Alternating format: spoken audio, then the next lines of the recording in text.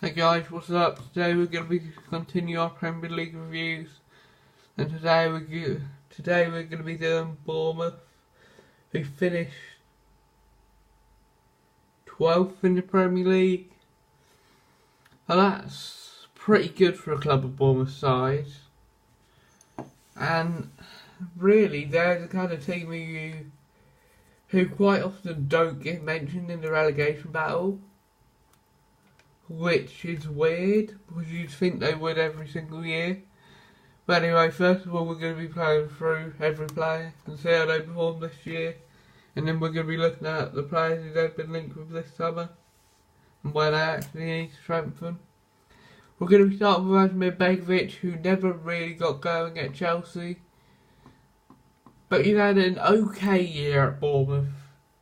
He hasn't quite got to levels he used to be like at Stoke, but he's had an okay year, and he would probably be finding feet again, having not played a lot the last few years. Oh god, I need to. Next we'll be looking at Jermaine Defoe, who were brought in to score Bournemouth goals and to kind of keep him in the Premier League, but then because he was injured for quite a little while, he only got 4 goals and 1 assist, and that's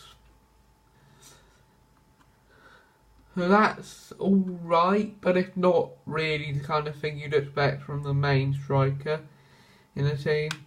Next we move on to Nathan Ake, who got 2 goals and 3 assists in the Premier League this year, which for a centre half, again, is pretty good. And he was quite a shock move to Bournemouth last year. Bournemouth have the tendency to go for shock moves.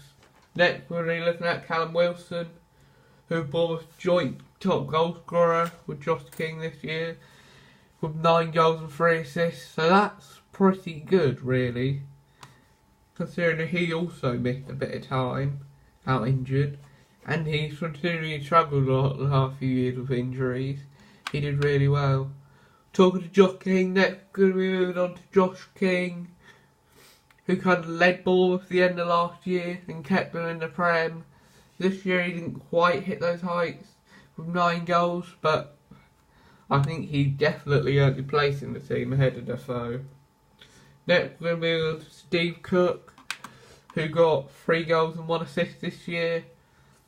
So him and Ake had pretty good years going forwards, but Bournemouth do have a tendency to sometimes concede some stupid goals.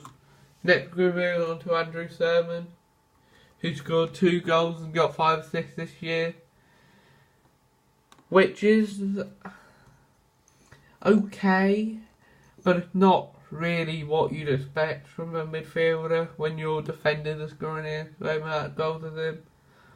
Next we move on to Harry Arter, who got 1 goal this year, but did miss quite a bit of football actually, to his credit, and did have an injury. He only played 961 minutes. Next we're moving on to Simon Francis, who got... did he get any? Who didn't score this year. And that's alright considering their other defenders have been scoring quite good. But next year you would expect them to score. Next we're moving on to one of their better ones, or one of their breakout stars for this year, who everyone wasn't expecting to see so good, and that is Lewis Cook. He didn't actually score or make an assist this year, but he has shown some really good performances which got him called up for England. Oscar Boric has barely played. Next we move on to Adam Smith, who got 1 goal and 3 assists this year, which fullback is decent really, considering Bournemouth fullbacks tend to kind of sit back more. Next we move on to Junior Stanislas, who got 5 goals and 2 assists this year. So that's more than Jermaine Defoe. So that's pretty good really, considering no one was really expecting him to get that many. Next we're going to move on to Charlie Daniels, who got 1 goal and 3 assists this year, which again for a fullback is alright. Next we're going to move on to Ryan Fraser, who really came into light this year, scoring 6 goals and getting 4 assists.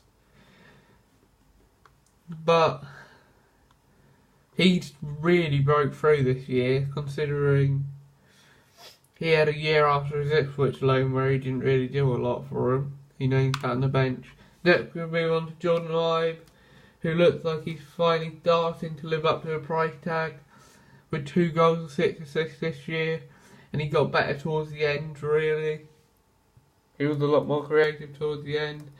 Dan Gosling this year got 3 goals and 1 assist, so that's okay considering he also spent a little bit of time out injured. Next we move on to Mark Pugh, who got 1 goal and 1 assist in 237 minutes, but he was mainly used as a substitute if Fraser got injured or tired. And next we move on to Lise Mousset, who actually had a pretty good season for Bournemouth, and got 3 goals, but his performances were a lot better this year. He looked really good actually, and none of these other people have really played.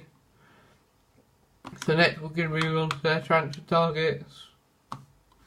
Their main transfer target, and the one who they might be equaling their record transfer for, is Kieran Tierney, who's a really good player. He's really equipped himself quite well in Scotland and has performed really well. I really rate him. I hope he goes to Tottenham instead of Bournemouth. But if he doesn't go to Tottenham, I'll accept him going to Bournemouth.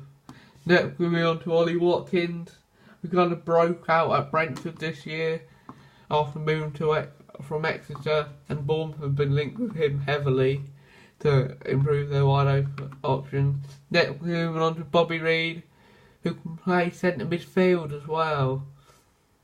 I think he'd be a really good purchase for Bournemouth, considering they quite often have injuries in centre midfield and up front. That would be really good for Bournemouth. Next we move on to Callum McGregor, someone who's also performing quite well in Scottish football for Celtic, although he sometimes doesn't play, but he does look like a really good player. Next we move on to Damari Gray, who I think is one of the best English youngsters there's out there at the minute, and Bournemouth should pay anything to snap him up, considering Leicester sometimes don't play him. Next we're going to move on to David Brooks, who played for Sheffield United and have played quite a bit this year, and a lot of Premiership clubs are after him, I think, the mid-table kind of side. Next we're going to move on to Diego Queiroz, who's also been linked with Liverpool, and I think they both went and watched him in one of the scouting things. So thank you for watching this video, guys.